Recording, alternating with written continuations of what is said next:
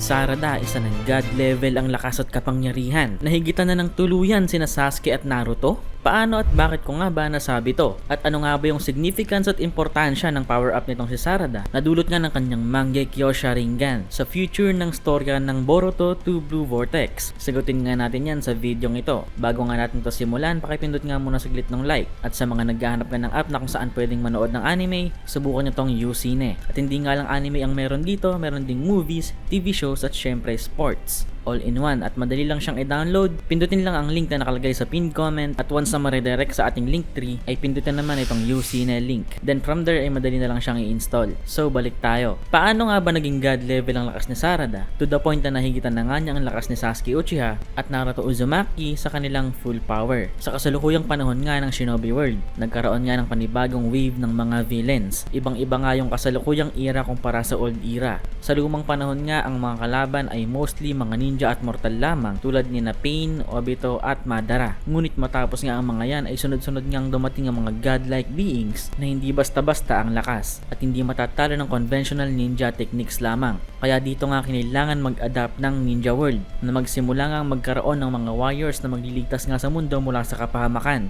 For a while nga ay si Sasuke at Naruto ang promotekta sa mundo mula sa katulad ni na Momoshiki, Kinshiki, Toneri at Ishiki. Pero hindi nga sapat yung lakas nila para magpatuloy pang protektahan ng mundo ng mahabang panahon dahil sa tindi nga ng lakas ng mga kalaban sa kasalukuyan. Kaya nga kinailangan mag-step up ng next generation upang sila naman ang umako ng responsibilidad na protektahan naman ang mundo. Dito na nga natin nakita ang bagong Uzumaki Boruto na ang lakas nga sa kasalukuyan ay nahigitan na nga kahit si Sasuke at Naruto pa at their peak. Ngunit kahit sobrang lakas na nga ni Boruto sa kasalukuyan, ay syempre kailangan niya pa rin ng kasama or allies upang talunin ng mga parating na threat sa mundo. Kaya nga gumawa ang Boruto writers ng paraan upang mangyari to. Naisip nga nila na kailangan nga ni Boruto ng partner or partners sa pagligtas ng mundo. At sino pa nga ba yung isa sa mga may potensyal para dito? Walang iba kundi itong si Sarada. Ito nga ay calculated ng authors guys dahil unang-una ito nga ay parallel ng partnership ni Naruto at Sasuke. Next gen naman ay si Boruto at Sarada.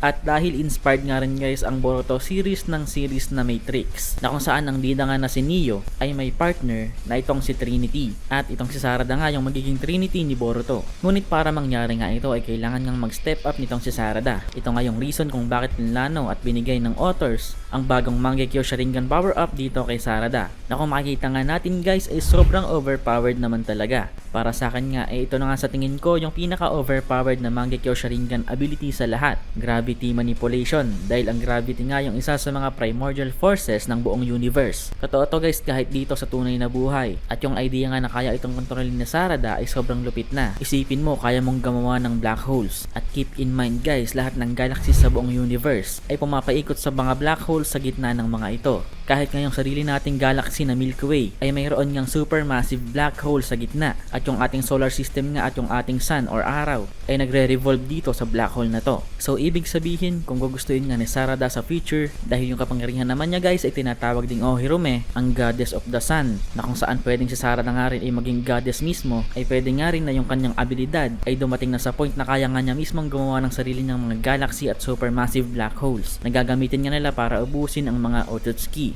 Ganon katindi guys yung potensyal ni Sarada. Sobrang deserving para maging partner ni Boruto na isa ring god level yung lakas. At gamit nga yung Mangekyo Sharingan ni Sarada ay magagawa nga rin niyang sumabay kay Boruto at hindi maging pabigat. At tulad ni Boruto guys ay kaya na rin ni si Sarada gamitin yung kanyang ability para lumipad. At ito pa lang yung pinapakita sa atin ngayon ni Sarada guys dahil kung makikita naman natin sa panels ng chapter 21, right eye pa lamang ni Sarada yung dumudugo sa paggamit ng black holes. Ibig sabihin ay meron pa nga siyang left eye ability na hindi pa sa atin na ipapakita. Tapos probably guys ay meron din siyang Susanoo. Pero senpai, paano naman naging mas malakas si Sarada kina Naruto at Sasuke? Well, kung titignan nga natin guys yung power scaling sa basehan ng karakter na si Code. Itong si Code nga raw ay mas malakas pa kaysa kay Jigen. Yung Jigen na dumurog nga sa full powered Naruto at Sasuke. Then nakita nga natin dito sa Two Blue Vortex na itong si Code nga na limitless nga ang kapangyarihan. Supposedly ay kinawawa lang ng mga Shinju, particularly si Jura. Ibig sabihin itong mga Shinju nga ay basically at least ka-level ni Code or mas malakas kay Code. At dahil nagawa ngang durugin ni Sarada itong si Ryu na supposedly ay mas malakas nga kay Code, ay masasabi na nga nating nagawa ng mahigitan ni Sarada si Naruto at Sasuke. At keep in mind, hindi pa nga ito guys yung maximum potential ni Sarada. Hindi pa ito yung Eternal Mangekyo. Mangekyo pa lamang. So, paano pa, diba?